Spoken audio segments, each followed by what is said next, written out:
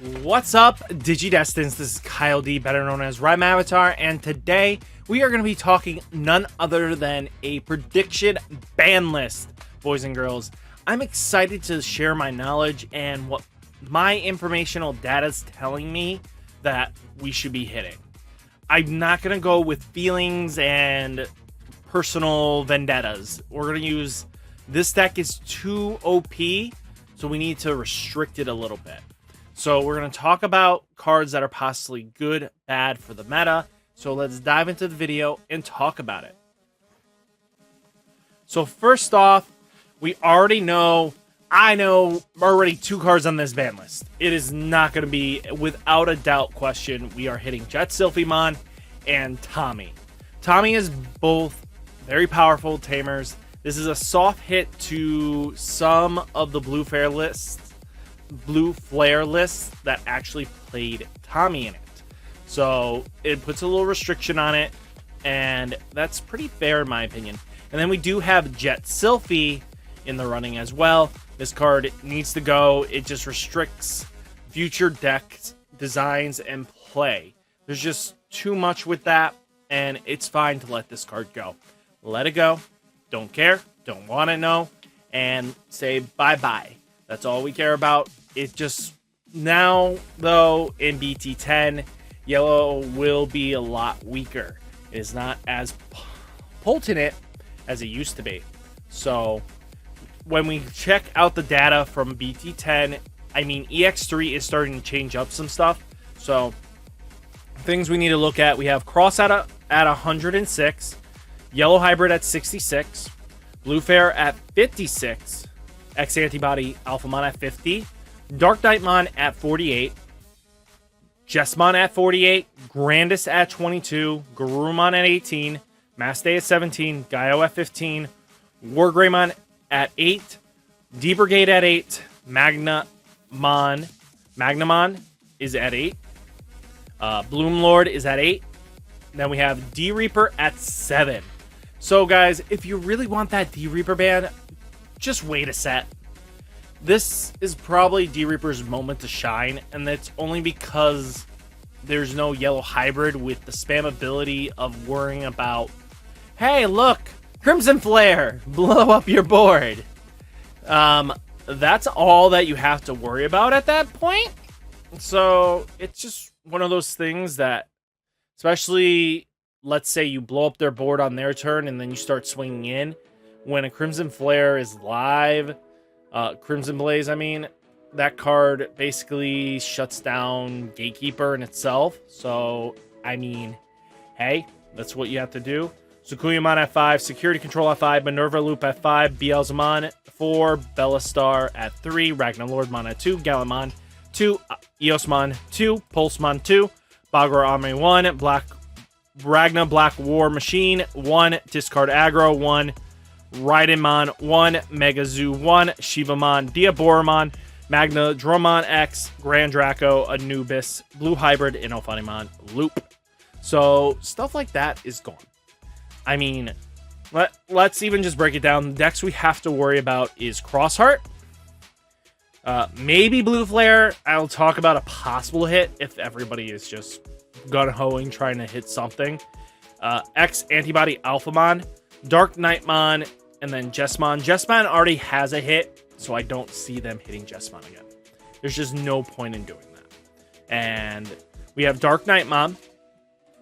I don't think that's justified because we have Alphamon, Dark Knightmon, and we do have D-Brigade.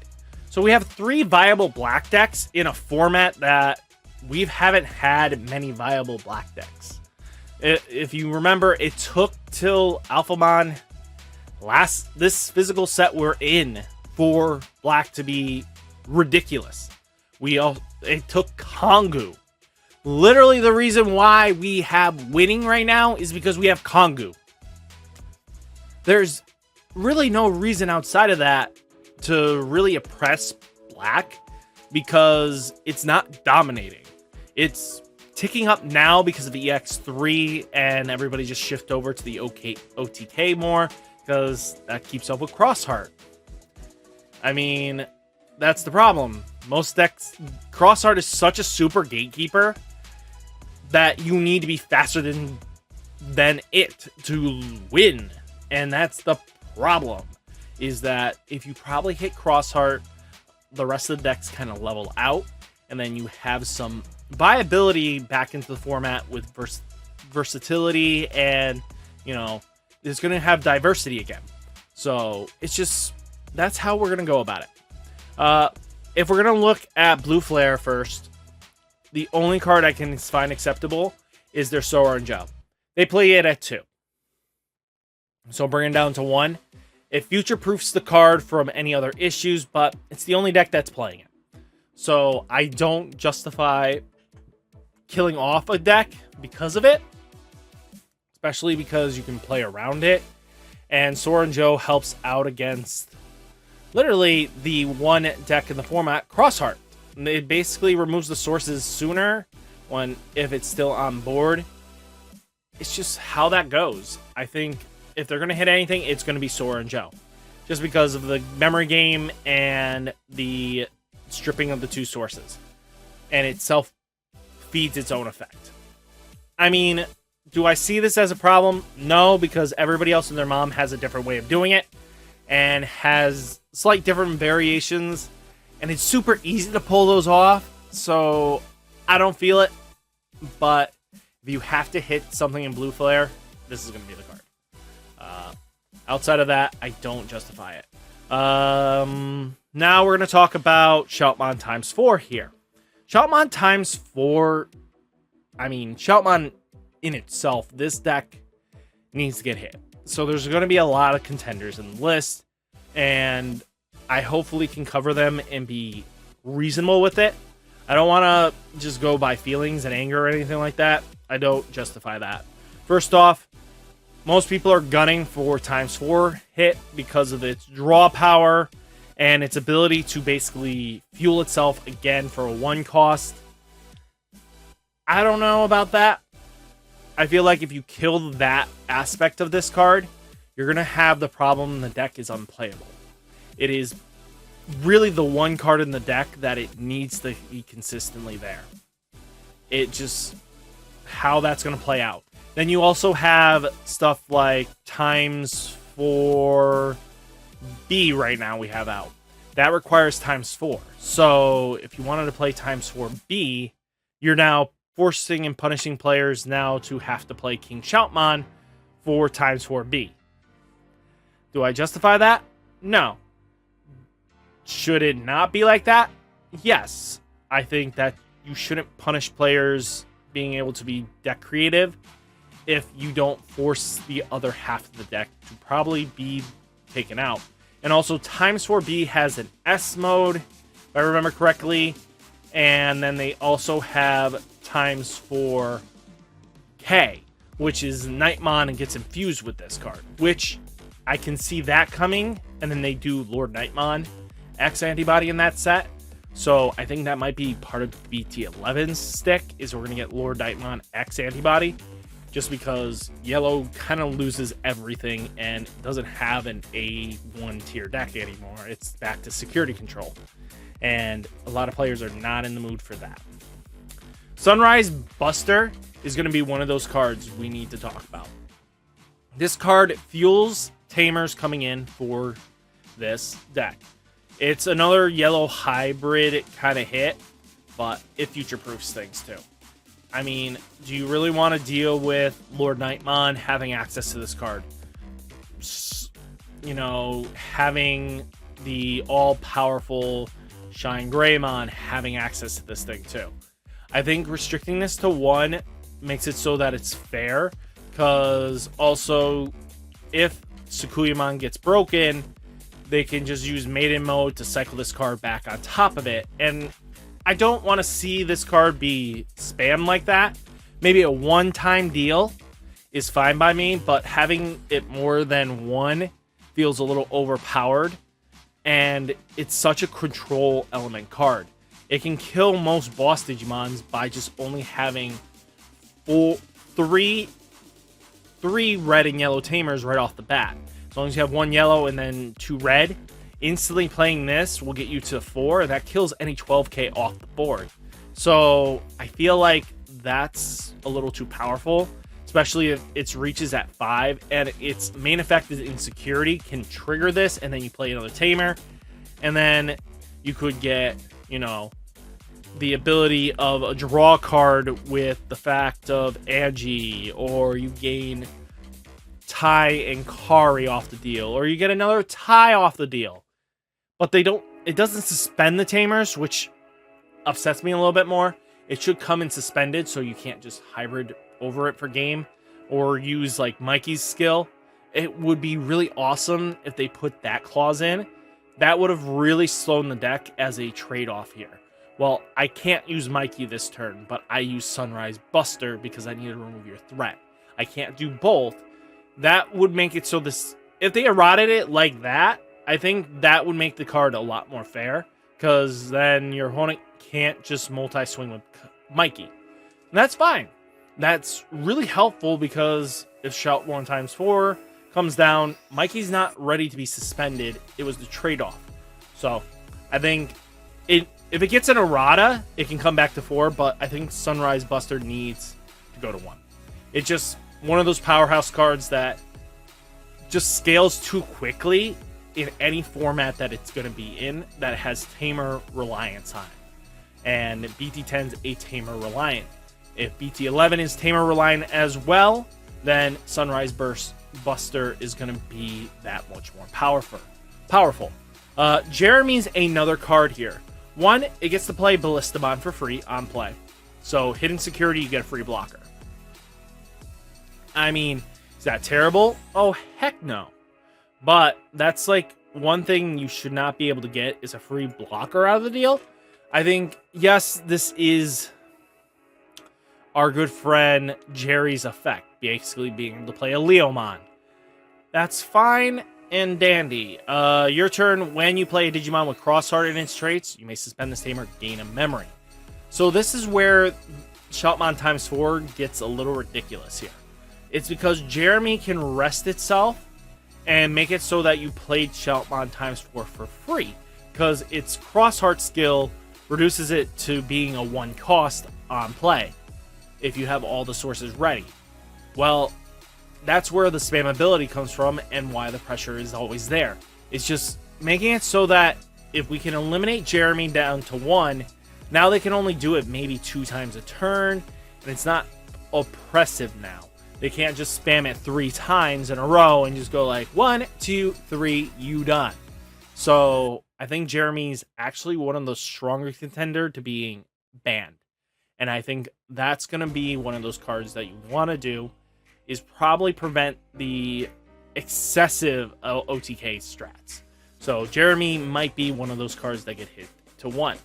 I think Sunrise Buster is enough of a hit, but if you want to seal the deal and make it so it's not too crazy, Sunrise Buster and Jeremy is probably the way to go.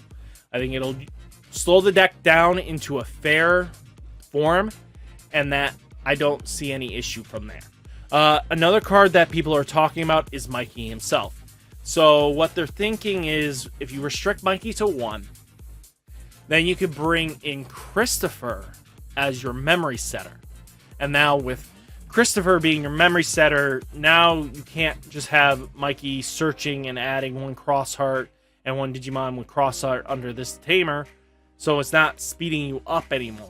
So that's another option that can slow the deck down a little bit. It's not going to speed it up like crazy, but now you're less likely to have all your Crossheart pieces by turn 3, you know, depending on Mikey's situation, you know. And then when playing one of your Digimon with Digicross requirements, by suspending this Tamer, you may place cards from under your Tamers into the Digievolution with Crossheart. So if you swap it over to Christopher and have Mikey restricted, now they're just a little bit slower. They're not doing the same thing, but I don't see hitting everybody in this list here, but I feel like Sunrise Burst needs to get hit. But it'll be Jeremy or Mikey, and less likely onto Shoutmon ×4. I feel like hitting ×4 will be too devastating for the deck. Sunrise Burst to 1 is not terrible. It's restrictive enough. And then between Jeremy and Mikey, if Jeremy goes with Sunrise Burst, it's not going to harm the deck too much. Sunrise Buster and Mikey will do a little more damage to that deck's overall ability. So that's kind of where I stand on that. And now let's talk about the big Alphamon in the room. So we already know that, one, its whole line from being able to go from, you know, a level 3 all the way up to its final form is ridiculous. That is a problem. We do have Dex Duragramon and Dex Duragramon. I get it. It costs 1. And then you have Dex Durugamon being able to gain 1 extra memory here. It extends your play slightly, so I don't see them hitting this. But there are some contenders in the list that need to be addressed. First off, there are some calls for Durumon, because yes, it is your searcher, but it's the fact of the matter is when you place a card under this Digimon as a Digi-Evolution card, you gain 1 memory. Durumon counts itself, so if you needed that extra memory for your Alphamon, you can pull it out early and then place it underneath.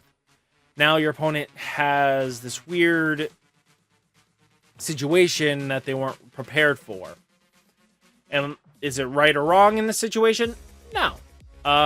But Durumon is a huge factor of being able to extend your memory gain in this deck.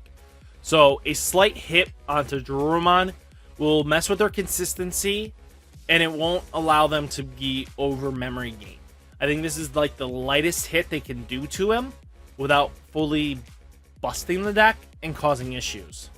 Then we have Durogreymon here, so you may place 1 black card with X antibodies traits from your hand at the bottom of this Digimon's Digi-Evolution cards to prevent effects from deleting it or reducing its DP until the end opponent's next turn.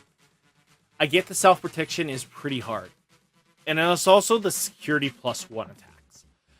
That's going to be the big thing here, is that while this Digimon has X antibody and trait, it gains security +1. A lot of people are calling for its hit because the self-protection is a little too strong and it fuels its own resources and stuff like that. I get it. But that extra security check is too vital for it to be lost. They're like, well, Savior Hawkmon was hit. Well, Savior Hawkmon did equally as much, but it was also the fact of the matter, it restood your boss, Digimon.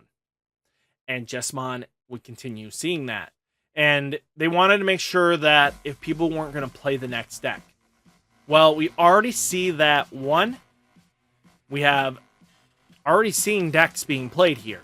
We got Dark Knightmon and Alphamon equally played through competitive play. So I don't see the justification of, well, we need to restrict it because people won't play the next deck. So it needs to be something else besides that, because people are going to play Dark Knightmon. People are going to play Alphamon. They're going to play D-Brigade. There are just 3 really good black decks in this format, and I don't see just killing off it is a justification. If I just saw Alphamon being the only black deck people were playing, then yes, you need to stab it in the heart and just let it so everyone plays everything else. It's already been proven that you can't use that justification for Alphamon this time around. And that's important. So we need to hit it where it needs consistency. If you feel like the consistency is overpowering, then that's the issue. We have Oriumon here. So if this Digimon has Alphamon in its name, unsuspend it. This is the big problem of Alphamon. Its ability to restand itself. And that's where we might have to hit this card. If we just only security checks for 3, that's fine. And the problem comes down to is that 1 Oriumon is fine. That gives you possibly 6 attacks in. Most OTK decks do about 6 security in 1 turn. That is fine. The problem comes down to is once it gets to being that final swing in, you're going to be seeing that same issue. The ability to allow Oriyumon to go under a second time on the second swing with, let's say, Yuja's effect is what's causing some issues here. I think that's why people aren't really happy with it, is because Oriyumon getting underneath it a second time is a problem child. And I agree with that. Outside of that, its main effects are not a problem. It's just, I think maybe restricting it down to 1 is fine. Yuja is another contender for that hit. And the reason for this is because that gain memory and draw, I know that we have Matt and Tide doing the same exact thing. That's fine. When you have a black Digimon with X antibodies types, you may suspend this tamer to add 1 card with X antibodies and types from your hand under that Digimon as a bottom card. That's huge. I think that's really the problem with Yujai.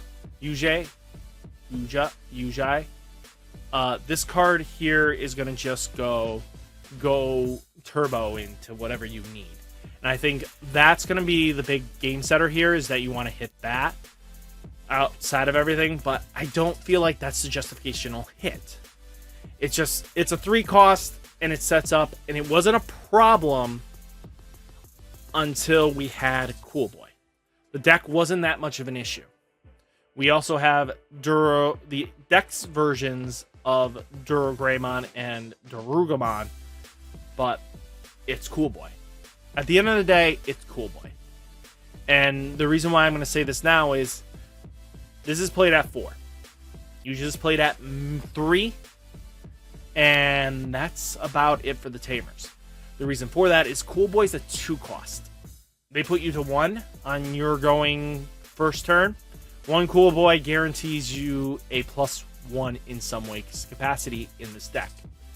Yes, hitting it will affect every other X antibody list, but that's only going to affect Metal Garurumon, and it only affects the Loving Daylights out of War Greymon's decks.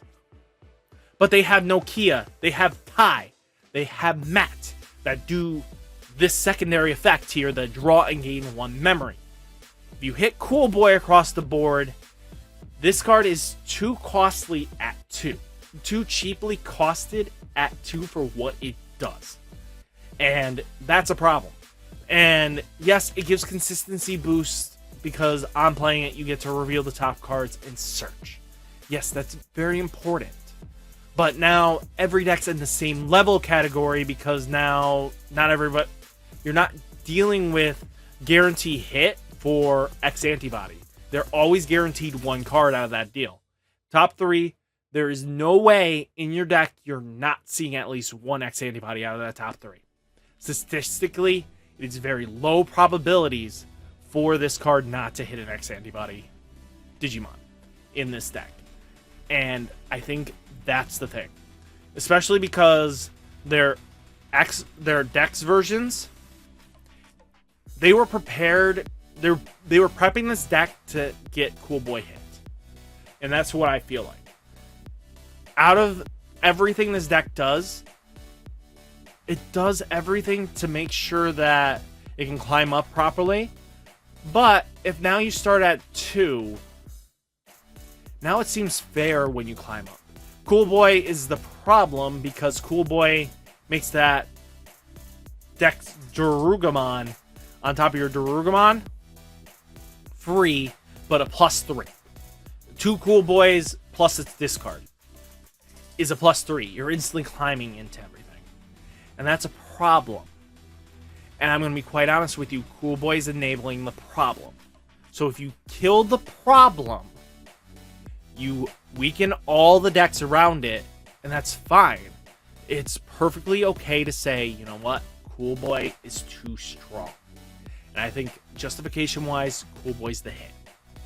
Out of everything, if you want to kill the deck, you hit Durogreymon. If you want to slap it in the face a little bit, you hit Durumon, Yuja. If you want to attempt to slap it on the wrist a little bit more, you just hit Oriyumon. So that's kind of my predictions on Alphamon here. And now let's talk about the possibility of the last 3 contenders here. We have Gatekeeper. And this is just so that you understand something here. When we get into BT10, we will have 3 Psychmons in the format. We'll have Soulmon, Kachurimon, and Psychmon. Purple, black, red. So now Gatekeeper's a little less of an issue because D-Reaper is slowed down even more because now there's consistency in colors that are very powerful decks in themselves. Black is a tier 1 deck. You have other decks that are tier 1, and that's going to help you out in the long shot.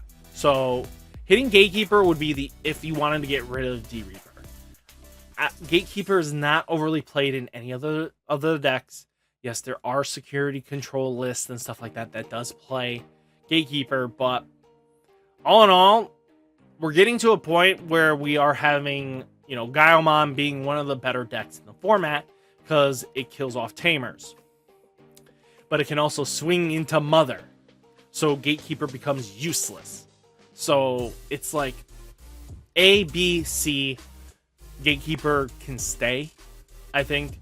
But if they wanted to hit D-Reaper because everybody started crying about it, Japan's not crying about it. It only had 7 tops. It even had less tops in BT9. I think it only had 5 tops in BT9. Not worth it. Not worth the headaches. Not worth the problem. So I don't think Gatekeeper's going. Calling from Darkness. This is the future-proof stuff. If they fix Imperial Dramon Dragon mode, the purple-red deck plays this at a high count. I think about 3. Yes, it mills consistently, but the deck isn't going crazy right now because of the mill has to be accuracy, and there's just nothing free about it. Restricting Calling the Darkness to 1 future-proofs purple as a whole. I think having Calling the Darkness at higher counts, it's just a ticking time bomb before it's broken, and that's going to be an issue. I think making a small changes there is fine. Restricting it a little bit is not going to hurt it. And then let's talk about it. DeathX-mon himself. So DeathX-mon is going to be one of those things that might need to be hit alongside with other decks. And the reason why I'm going to talk about this is that if you hit Shoutmon's deck and it's still doing okay and now it doesn't have that overly oppressive side of itself, DeathX comes in and just straight up murders that deck every single time. People play it at 3. Play it at 2, maybe. Also, it's just one of those cards that is just really too good for itself. The power of being able to play itself as reduced, depending on the game state, is ridiculous. I think DeathX-mon's going to get hit? Not really. It's too new of a card, but people are calling for the hit because it's just such a one-tank bossmon that it's splashable in every deck. You can literally take one piece out and tech 1 in. Or if you can really fit 2, you fit 2. Depending on your metas, call. And that's going to be a problem. And I think hitting DeathX to 1 might reflect and heal that damaging issue that might happen. So guys, what do you think of my predictions? Hopefully we see more coming true. I will do a reaction video to that on Friday morning. That'll be uploaded around 10 because I know them. They release it around 6 a.m. So guys, without further ado, hopefully you enjoyed the video. Remember, like, comment, subscribe, and I'll catch you in the next one. Peace.